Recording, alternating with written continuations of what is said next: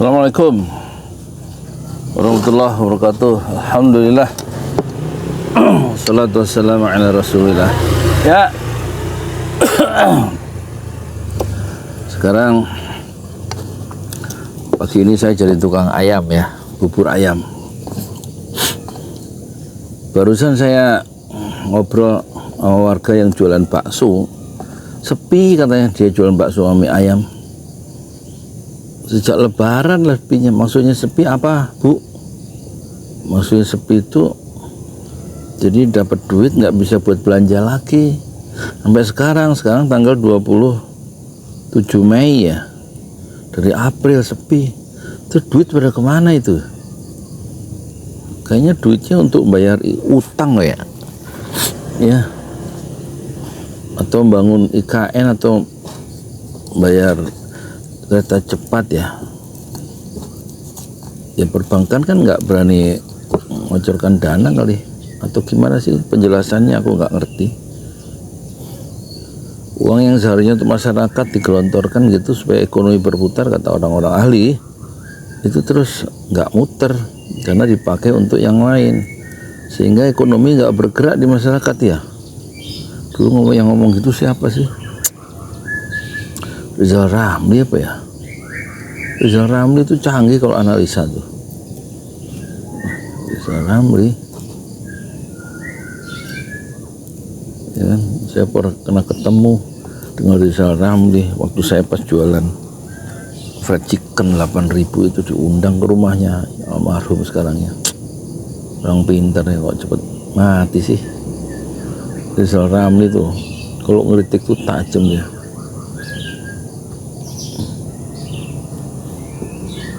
Nggak tahu dimakamkan di mana, Jeruk Purut tapi ya.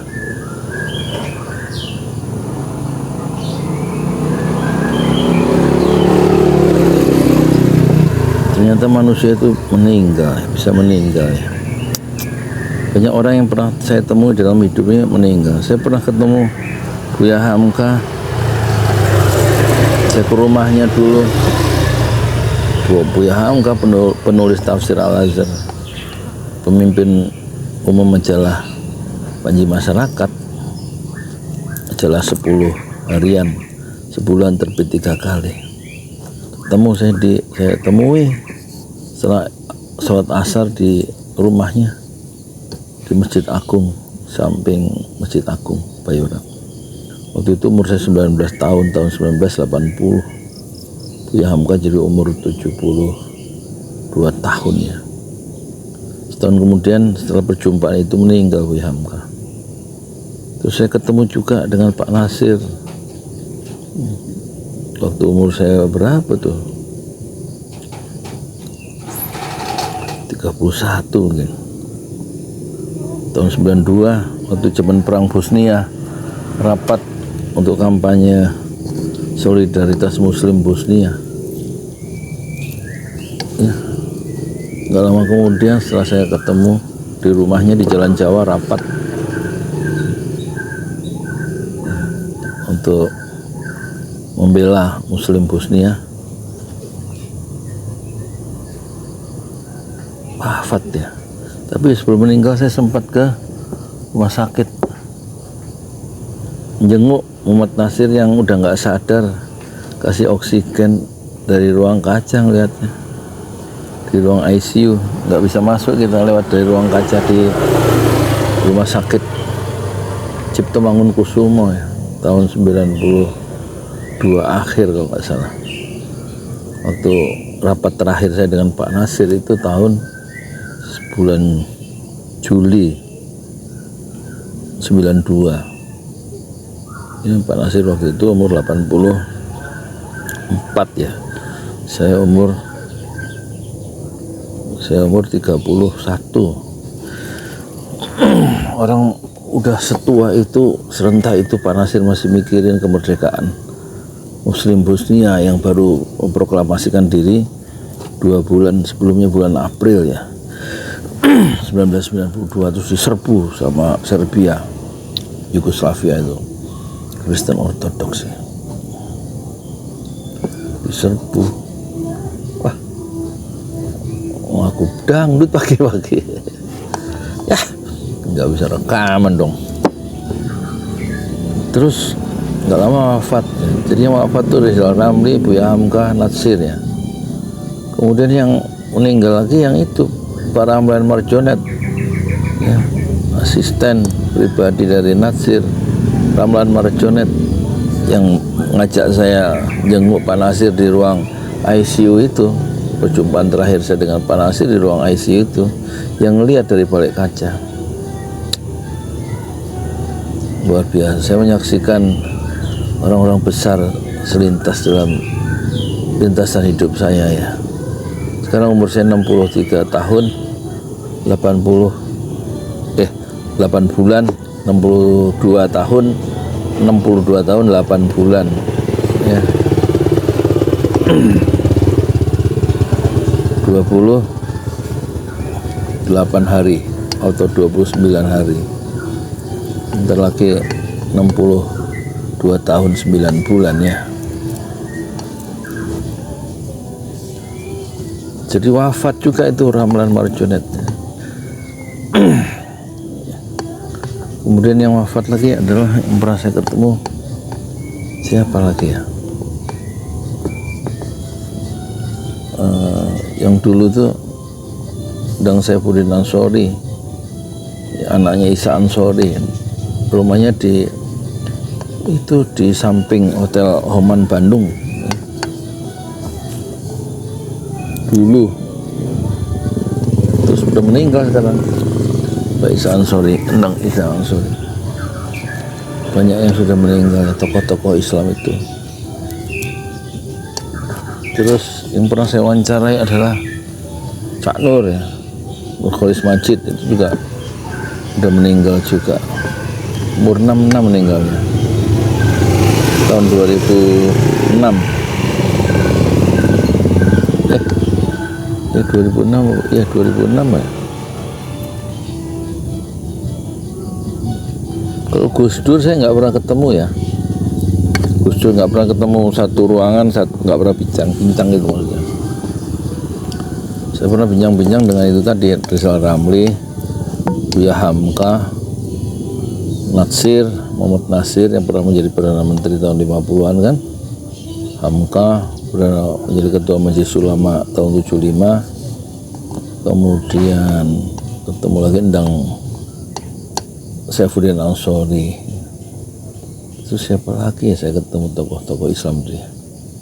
Seingat saya cuma itu ya. Oh, Ridwan Saidi ngobrol panjang di rumahnya 2 kali di Bintaro, udah meninggal juga dalam usia 80-an tuh Ridwan Saidi. Orangnya kocak ya. Artinya terus yang ketemu lagi apa ya, Hartono Marjono ahli hukum. Oh iya, terus yang pernah ketemu yang belum meninggal tuh Yusril Iza Mahendra. Sudah Mahendra usianya udah 70-an kayaknya. Banyak laler sih. Laler dari mana ini? Ya, hidup itu ternyata ini ya, singkat ya. Oleh karena hidup itu singkat, dan setelah pulang ke akhirat nggak kembali lagi ke dunia, kata Buya Hamka, karena hidup itu singkat dan cuma sekali hidup di dunia, maka kalau punya cita-cita itu jangan tanggung-tanggung. Salam. Buat siapa? Si Rasia. Sakit ya? Iya. Sakit apa? Ini Masjid 6 Syuhada lagi dikunjungi sama Ketua Hilmi. Modal awalnya berapa Pak Yudi Pramuko? 750.000. 750.000 rupiah aja. Jadi ini 500 jutaan nih barang. Sekarang udah habis 310. Masya Allah, tuh udah pakai keramik, plafonnya tinggal granit tuh kayak marmer tuh. Masya Allah nih, sampai juga kita ke sini. Masjid Enam Syuhada, ngapa namanya Masjid Enam Syuhada, Ya, Pak Yudi? kita mau mendokumentasikan perjuangan dakwah nama anak muda pengawal Habib Rizik Syihab itu Masya Allah. yang dibunuh sama orang jahat di kilometer 50. Kilometer 50 ya. Itu kan simbol memperjuangkan dakwah itu kita harus memberikan segalanya untuk Islam kan ya. Untuk Masya dakwah Islam. Allah. Dan nama anak muda itulah yang sudah memberikan segalanya untuk Islam. Masya Allah. Kita Apa nanti nama pemuda itu ada juga di sini mungkin diterahkan? Mungkin namanya 6 syuhada. 6 syuhada itu, Iya. 6 syuhada dipasang di sini, 6 syuhada. Bipali, apa yang dikomentarin dari ini semua, Bipali? Masya Allah, luar biasa. Dari uang 700.000, kalau pengen ternyata bisa. Bisa. Allah kirim. Tuh, bisa. Ya, dengan masuk satu gang kecil, tapi Bapak ini luar biasa. Kecil tuh. Oh, Masya Allah ya. Satu call aja. Masya Allah, perjuangan Pak Yudi Pramuko, YouTuber sejagat paling tua. Tertua di semesta. Tertua di semesta. Masya Allah.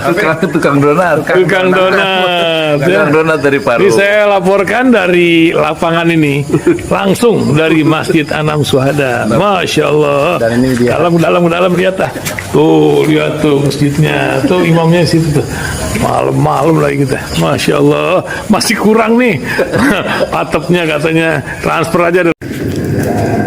Masjid 6 Syuhada sebentar lagi selesai. Dinding lubang angin sebagian sudah terpasang, lantai 2 dan kemudian plafon termasuk lantai bukan keramik, granit 150 dus bersama tiang-tiang yang ada 16 setinggi 4,5 meter. Kemudian finishing terakhir adalah tangga menjebol atap ya, lantai pertama untuk masuk ke lantai 2. Inilah Masjid 6 Syuhada. 2,5 tahun lalu dimulai pada 2 Agustus hari Senin 2021. Tinggal sedikit lagi insya Allah, dan lantainya dari keramik, bukan keramik, granit sudah diresmikan lantai pertama. Nanti lantai kedua lewat sini tangganya jebol untuk masuk ke lantai 2. Inilah Masjid 6 Syuhada yang sangat megah karena dari bahan-bahan pilihan, kualitas nomor 1.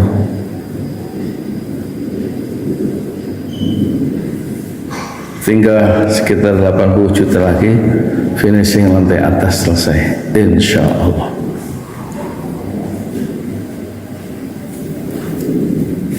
Ya, inilah Masjid 6 Syuhada yang sangat bersejarah ya dalam sejarah dakwah Indonesia modern, insya Allah, karena ini dibangun dalam konteks kezaliman rejim penguasa yang sudah membunuh 6 santri dari front Laskar Front Pembela Islam, dan kita abadikan pengorbanan dan perjuangan dakwah mereka sehingga kita sebut namanya Masjid 6 Syuhada. Mereka mengawal perjalanan dakwah gurunya Habib Rizik Syihab, dan mereka dicegat oleh orang-orang jahat di kilometer 50. Saya Yudi Pramuko, tukang donat dari Parung Juber, tertua di semesta fasbir sabrun jamil, bersabarlah dengan kesabaran yang indah. Assalamualaikum warahmatullahi wabarakatuh.